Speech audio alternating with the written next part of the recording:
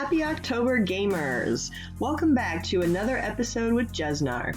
There's been a lot of gaming news this past month, too much to fit in one episode, so for now I'll be discussing some upcoming game releases and some what the fuck news that has everyone reeling.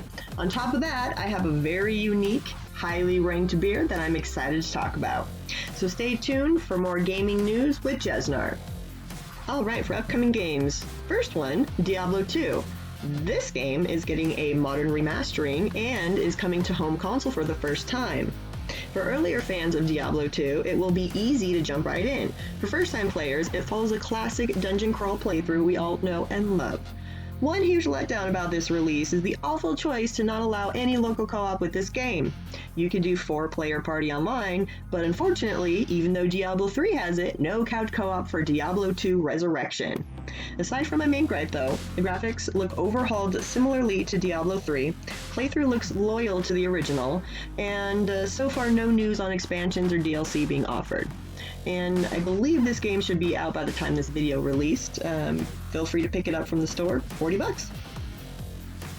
Next upcoming game, Bayonetta 3.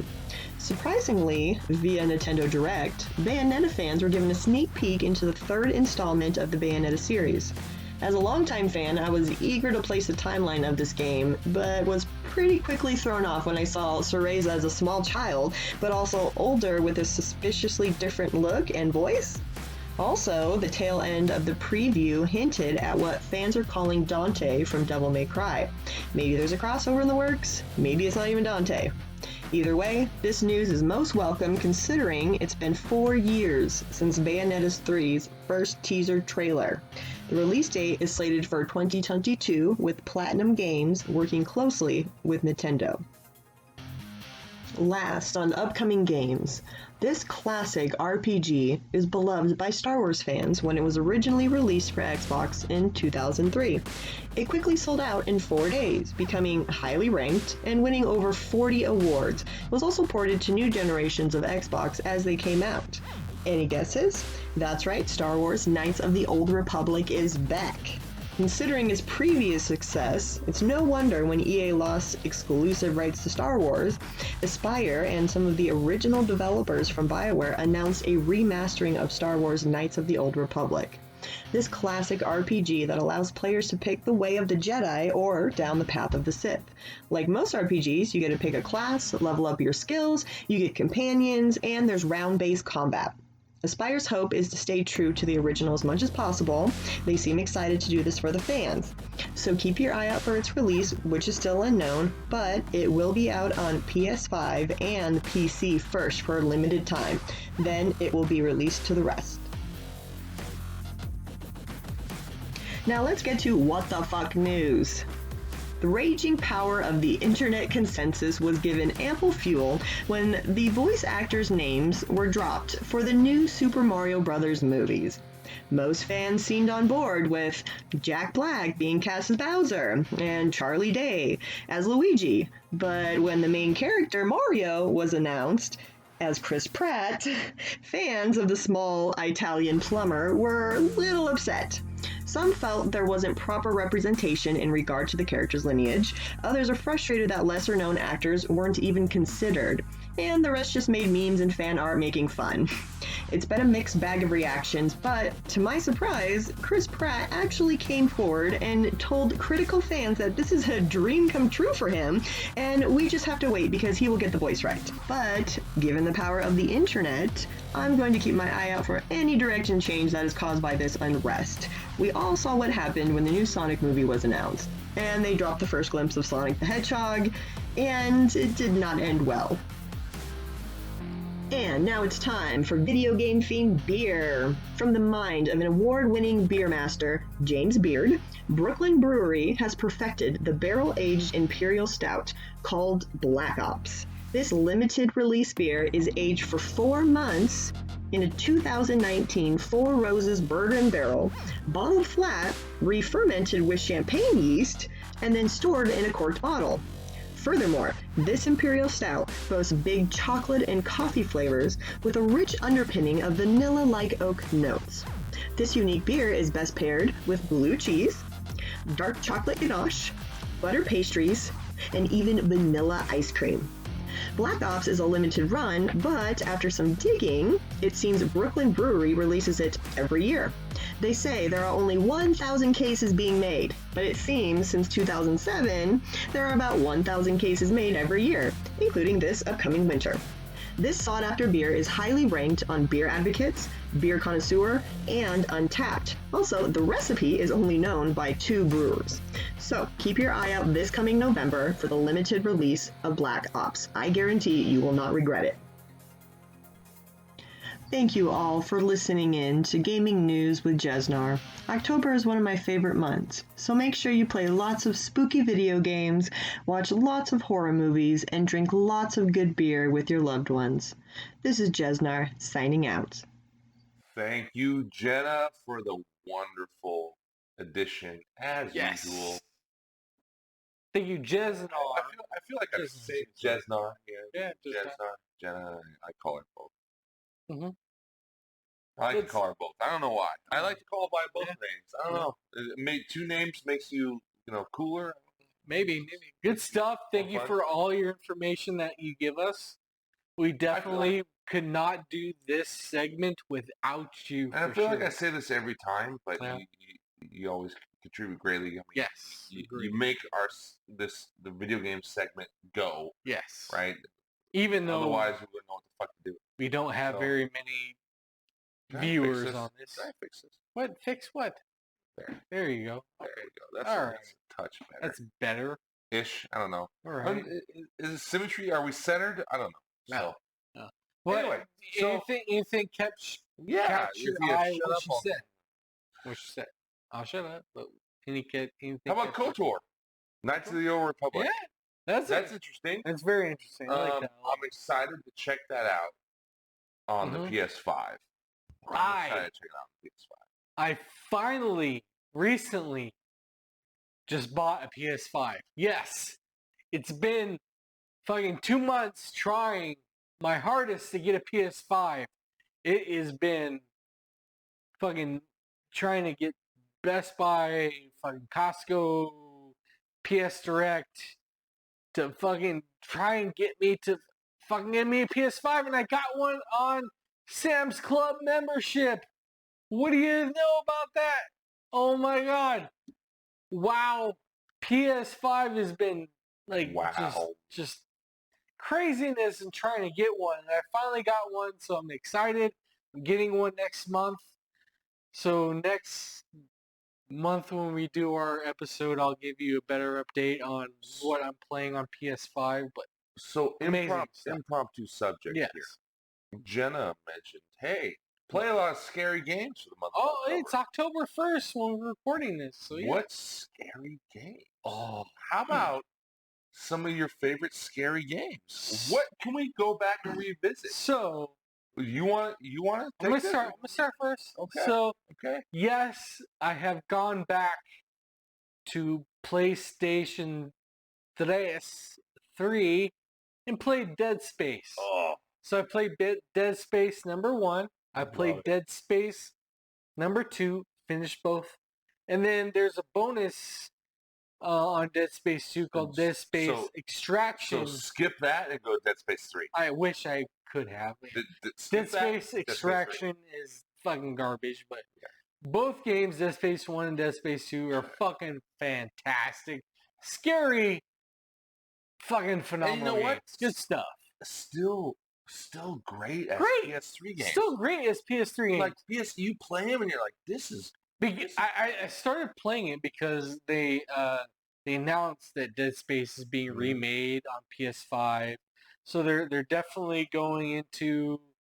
It's not like a full remaster; it's a full remake. So they're doing a lot of different things that that Dead Space 1 hasn't had. They're dragging from Dead Space 3 and Dead Space 2 into Dead Space 1 that they're remaking. So I'm excited to see what they bring to the table, as a lot of you are as well for that franchise. And so I feel like Dead Space 3 is kind of unsung. Yeah?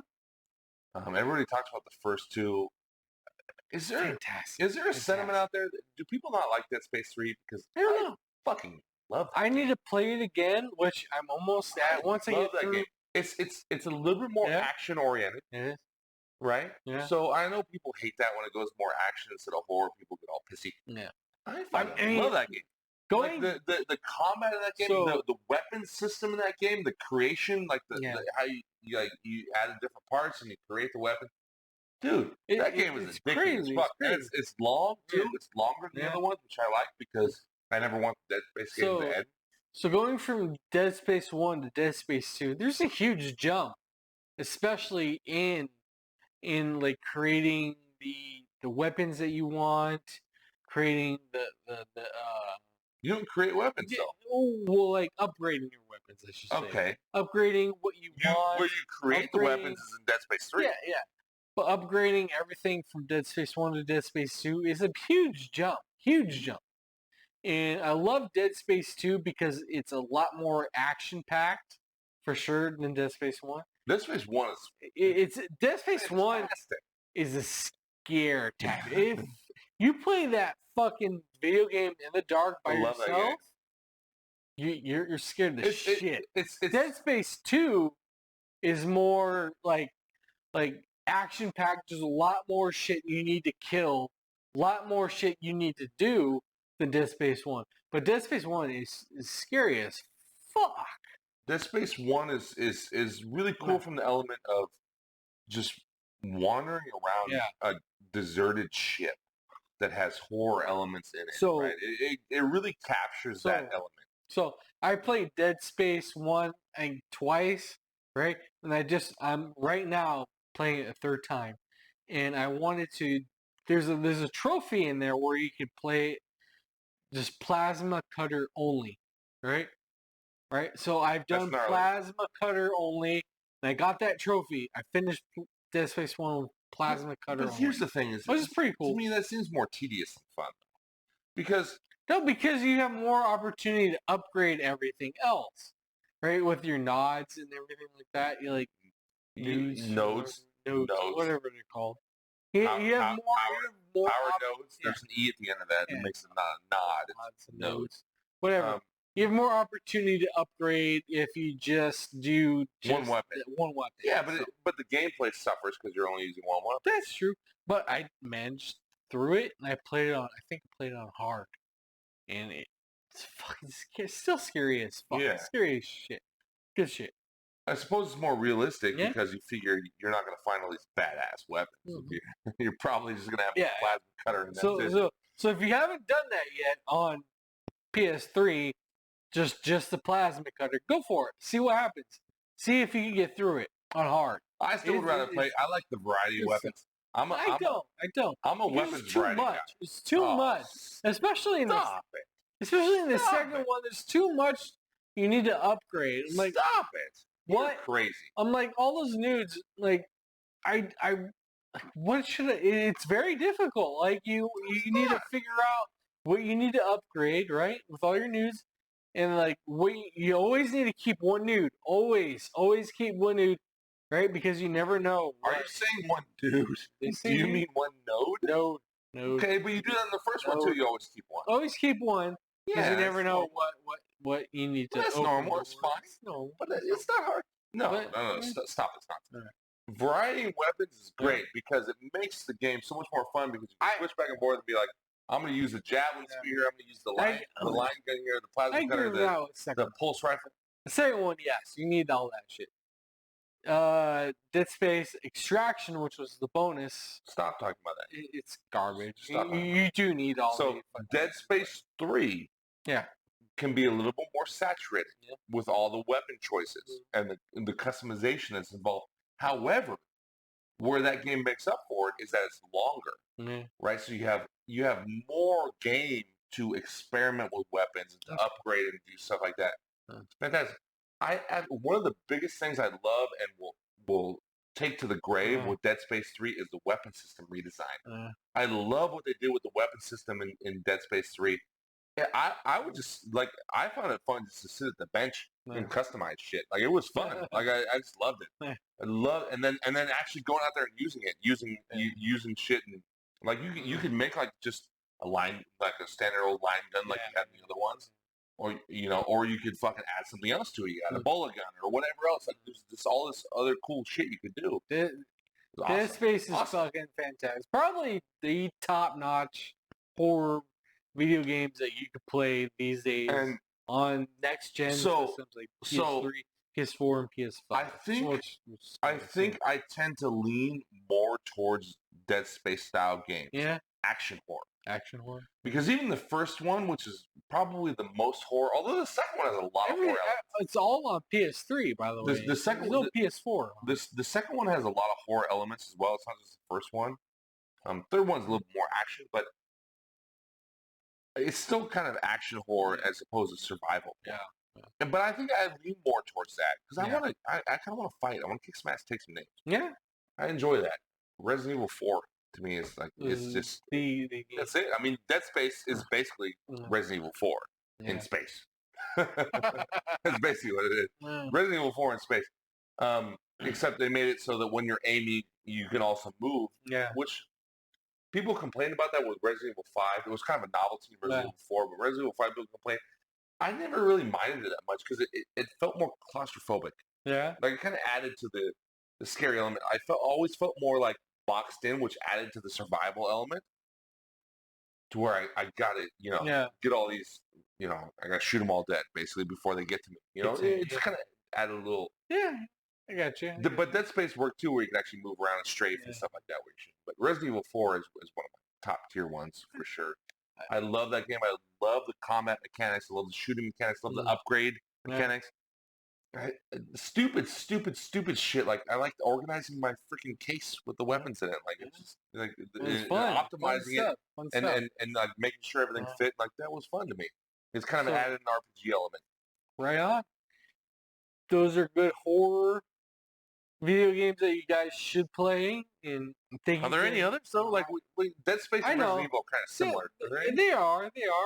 I don't know, like old school, like Silent Hill 2. It's great. Oh, good stuff. Old that PlayStation 2. PlayStation 2. But at the time, the graphics in that were insane. I don't know. I haven't really done. There is an old school. Evil Within is good. Evil Within. There you go. That's one I was looking for. That's good stuff. Well, other than that, I think. Thank you, Jeznar, for all that information you gave us, especially the beer stuff that you give us. So, what? She mentioned people on the internet being pissed. Am I the only one that's excited about Chris Pratt playing fucking Mario? It's about goddamn time we brought some personality to fucking Mario. Fuck that shit. Fuck Chris Pratt. He should not play Mario. Fuck that shit. Why? I don't have a reason, but fuck him. No, he should not play it. No, he absolutely should. Don't listen to that. Mario's a square. Oh. Chris Pratt will actually bring personality to the game. Oh. Screw him. Why? I don't know. Because I'm an internet fan. No. You want to see Star-Lord play Mario? I think that's great.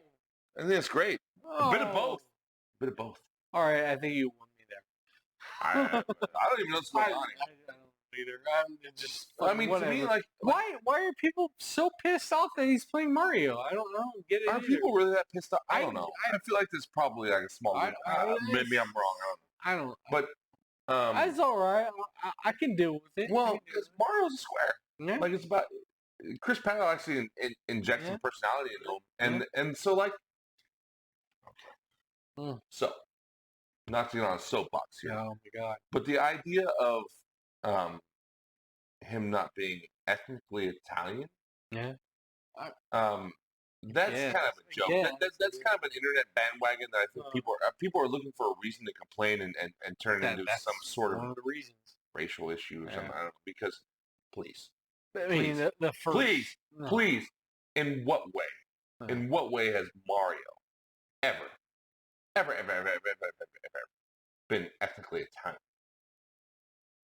He has a fucking mustache? Does he have dark hair? Is that what we're doing now? We're going to say that? Because he goes, it's me, Mario. That makes him fucking Italian. Really? That you think that's a positive depiction of Italian people? So now you're mad that Chris Pratt is going to be Now you're fucking Really? fucking. So where was your Counsel anger? you, motherfucker. Where was your anger and demanding that the depictions of Mario be ethnically sound? It's a joke. It's a joke. It's a joke.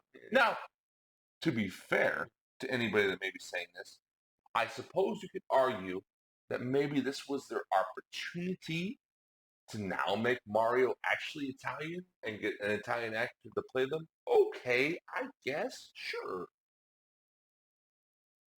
But we're splitting hairs at this point. I still think that it's a little overboard,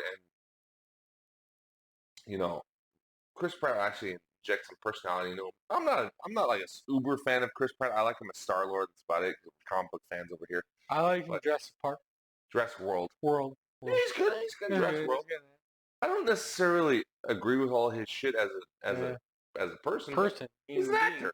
When do I ever agree with everything that everybody does who's an artist of some sort? Never. Dance culture does, yeah. Never. So, I don't know. It's Mario. I mean, it's not fucking Tony Soprano. Like, it's not like it's a fucking video game character. I don't know.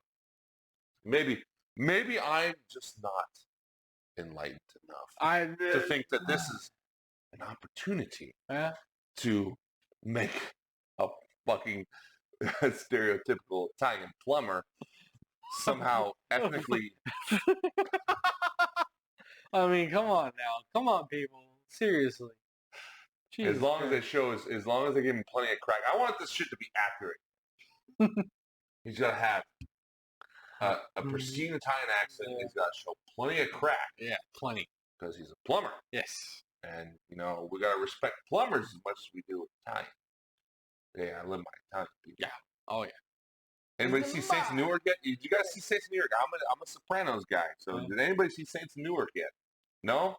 Nobody? I know you didn't see it. I can spoil it for you. Yeah, I'm sure you could. If you had seen it, you would spoil it. I'm excited. Yeah. I'm excited to see some real Italian Americans, not some fucking bullshit video game depiction voiced by Chris Pratt, but like some actual. But even then, we can nitpick that. We can say, "Oh, we're going to just depict Italian Americans as mobsters, and that's it." I mean, come on, it's a story. It's good. Is it? I don't know. I haven't seen the movie yet. Maybe it's bad. All right. Yeah. I feel like we've gotten off on a pretty big, deep-end tangent here to the point where Steve is thoroughly confused as to what we're even talking about. What is going on? All I gotta say is thank you, Jeznar, for your information. You give us plenty. So thank you so much for your I have a mild suggestion. Mild suggestion. Jenna, perhaps you would agree with this. Maybe in future installments of this nice little series that we have here, we should do the video game segment a touch earlier in the segments, so that we're not completely fucking drunk by the time it comes rolling. That's a great idea. How about we do? I'm not sure anything we just did in this segment, other than Jenna talking, has been particularly coherent. Maybe we do beer segment, video game news, movies, music, and I don't remember what. Because there was a time there when we were kind of switching up when we did sports and movies and kind of music and kind of moving relevant. We always save video games, it seems, for last. When you are just gone like fucking, I'm like space dust. You're just gone. I'll let you do what you. And I'm just kind of rambling, pissing off people who are fighting for time. I don't even know what I'm doing anymore. I'm just kind of, pissing off internet people because what I'm good at. You do. Yes. Maybe you could actually provide construction. Yes. Constructive criticism. Not criticism. No, constructive commentary. Okay. To what Jenna had to say. Yeah. If it was earlier in the episode. Maybe we'll change when we aren't quite as many beers deep. I don't know. Just a suggestion. You know what? Next episode 14, we'll change it up. We'll see what happens. We'll change it up a little bit. All you got to do is tune in, watch episode 14 of Beer Night. But this definitely episode 14 or 13? No, this concludes episode 13. Oh. please watch episode 14 in the near future of what we will do next. You never fucking know. Because we're always fucking changing shit up. You never know what he's going to say next. Exactly. You never. Kind of like his rants. It's just kind of like spilling out. No, this is just kind of spilling out of this his mouth. Whatever. Thank you, Jeznar, for your information. Barely. Is 14 people actually going to watch this shit at the end? I don't know.